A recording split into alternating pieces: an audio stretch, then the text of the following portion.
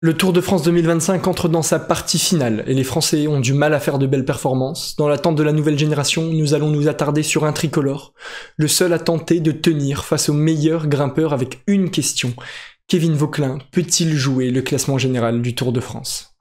Avant de parler de ce Tour de France 2025, on va faire un petit récap de la situation de Kevin Vauquelin. Et déjà, on peut dire qu'il fait un début de saison extrêmement réussi.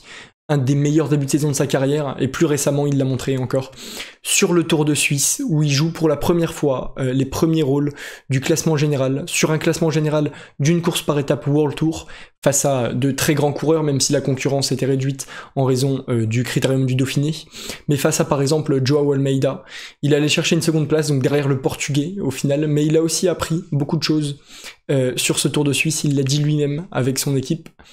Et il a notamment appris la pression que c'était de porter le maillot de leader en World Tour. Il a ensuite enchaîné avec de très bons championnats de France, que ce soit sur l'épreuve chronométrée ou sur l'épreuve en ligne, avant donc de prendre le départ du Tour une semaine après seulement.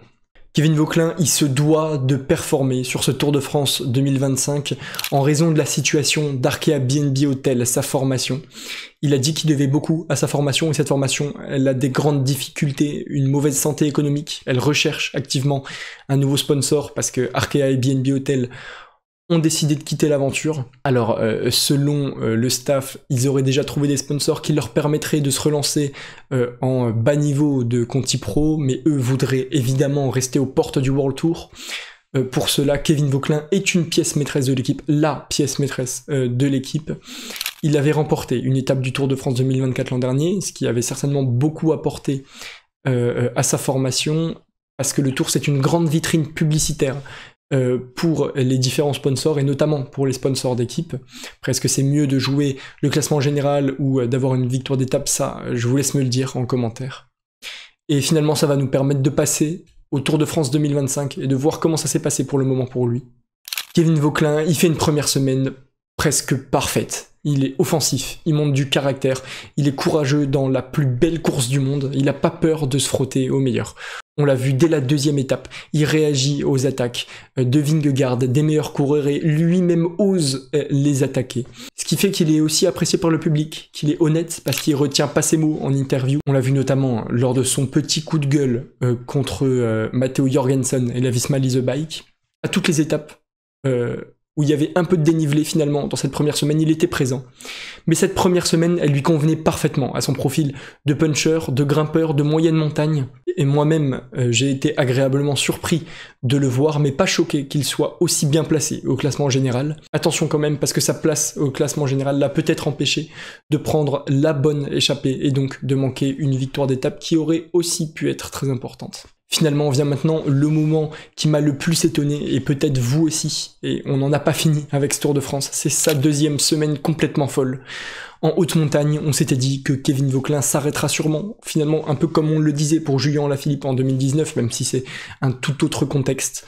Mais Vauquelin, il a montré un niveau fou d'abord à Otakam, où il s'est arraché, il s'est peut-être trop arraché, il manque encore d'expérience en montagne pour les classements généraux, mais finalement il s'est tellement arraché qu'il va faire une super performance, 6ème devant Remco, devant Roglic, avec un collectif Arkea BNB Hotel derrière lui complètement fou. Il a notamment dit en interview que le grimpeur de l'équipe espagnole, Christian Rodriguez, lui avait sauvé la mise en montagne. Aujourd'hui au classement général, il se retrouve 5ème du général avant donc cette 3ème semaine, et après l'abandon de Remco Evenepoel, une performance qui peut étonner tout le monde. Et la question qui nous vient maintenant, c'est à quoi peut-on s'attendre dans les Alpes? Ça va être quelque chose de totalement différent pour lui.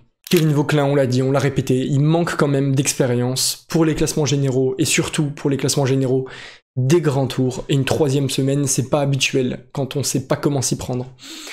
Parce que son équipe aussi manque d'expérience pour les classements généraux des grands tours.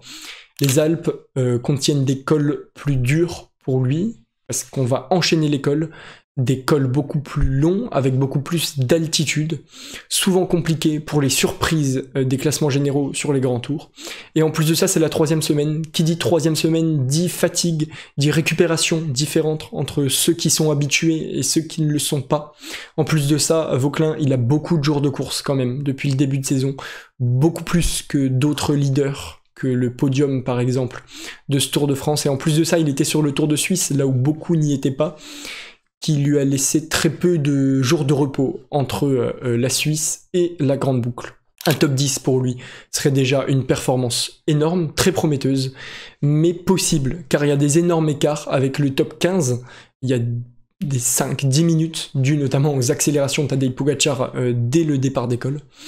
Il y a beaucoup de leaders, mais aussi de lieutenants de Poga et de Vinge qui sont complètement largués au classement général. Il y a eu des abandons qui vont peut-être permettre de voir quelques surprises dans ce top 10 à la fin du tour. On a aussi peur qu'il prenne une pilule, c'est possible, Vauquelin, mais est-ce que ça serait pas un mal pour un bien, une possibilité pour lui de se lancer dans des échappées dans différentes étapes, et soit d'aller en chercher une, soit de se replacer au classement général à ce moment-là.